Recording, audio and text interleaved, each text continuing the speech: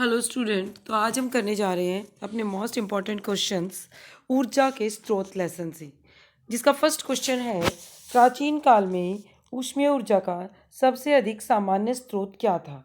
तो देखिए, प्राचीन काल में हमारे पास एलपीजी, जैव गैस इस तरह के साधन नहीं थे, तो सबसे पहले हमारे पास लकड़ी ही थी जिसका यूज़ करते थे ऊष्मीय ऊर्जा के लिए, किसी भी टाइप के लिए आग जलाने के लिए।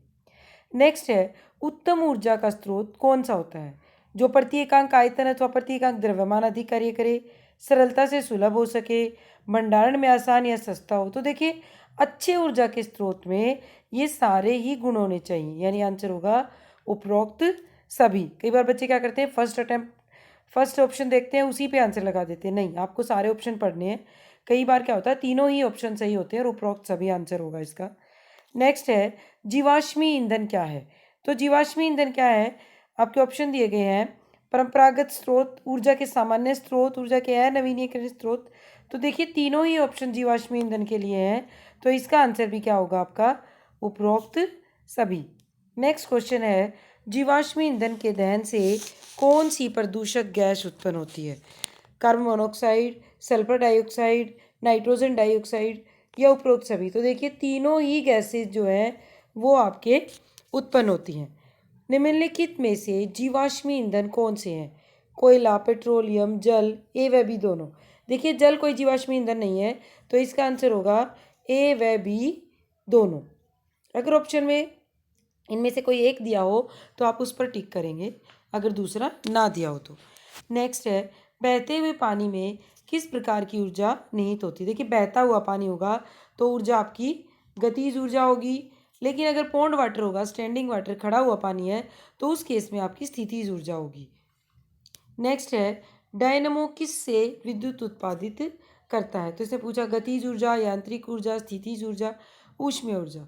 तो डायनमो जो है आपका यांत्रिक ऊर्जा से क्या उत्पन्न करता है, डायनमो जो है यांत्रिक ऊर्जा से विद्युत का उत्पादन करता है। किसी ऊंचाई पर स्थित जल में कैसी ऊर्जा होती है। तो देखिए, जब ऊंचाई पर स्थित जैसे बांध वगैरह जो बनाते हैं उसमें जल में स्थितिज ऊर्जा होती है। नेक्स्ट आपका क्वेश्चन है जल विद्युत संयंत्र में स्थितिज ऊर्जा का परिवर्तन किस प्रकार की ऊर्जा में होता है।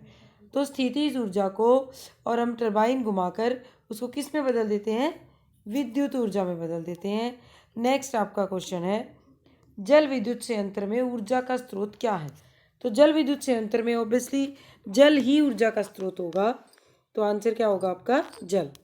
नेक्स्ट क्वेश्चन है जल विद्युत उत्पन्न करने के लिए बड़े जलाशयों में जल एकत्रित करने के लिए क्या बनाएंगे। जल एकत्रित करने के लिए सबको पता है बांध बनाए जाते हैं। भारत में हमारी ऊर्जा की मांग के चौथाई भाग की पूर्ति किस संयंत्र द्वारा होती है।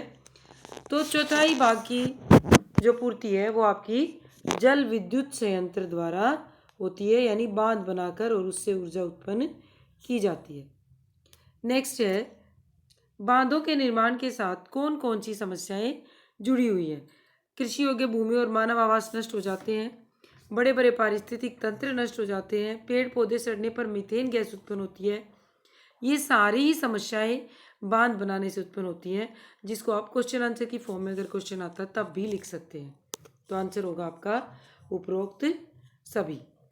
नेक्स्ट क्वेश्चन है निम्नलिखित में से कौन नवीकरणीय ऊर्जा स्रोत है। जल विद्युत ऊर्जा, तापीय और नाभिकीय। तो इसका आंसर होगा आपका जल विद्युत ऊर्जा। तापीय और नाभिकीय जो है वो आपके नवीनीकरणीय नहीं है, आंसर होगा आपका जल विद्युत ऊर्जा नवीनीकरणीय स्रोत है। नेक्स्ट क्वेश्चन पूछ रहा है टिहरी बांध कौन सी नदी पर बना है। तो टिहरी बांध आपका गंगा नदी पर बना हुआ है। सरदार सरोवर बांध किस नदी पर बना हुआ है, ये नर्मदा नदी पर बना हुआ है सरदार सरोवर बांध। नेक्स्ट है जब लकड़ी को वायु की सीमित आपूर्ति में जलाते हैं तो उसमें अवशेष के रूप में क्या रह जाता है। उसके अवशेष के रूप में आपका बचता है चारकोल। नेक्स्ट है ध्यान रखना, इसने कहा है सीमित आपूर्ति, यानी वायु की कमी में जलाया जाता है उसको, तो उसमें चारकोल आपका बनता है। नेक्स्ट है आपका चारकोल की क्या विशेषता है। बिना ज्वाला के जलता है, कम धुआं निकलता है, अधिक ऊष्मा देता है। तो ये सारी इसकी विशेषता है। एक तो धुआं नहीं होता, ज्वाला नहीं जलती, इससे कोई धुआं भी नहीं निकलेगा और ऊष्मा इससे ज़्यादा उत्पन्न होती है। तो ये गुण है किसके?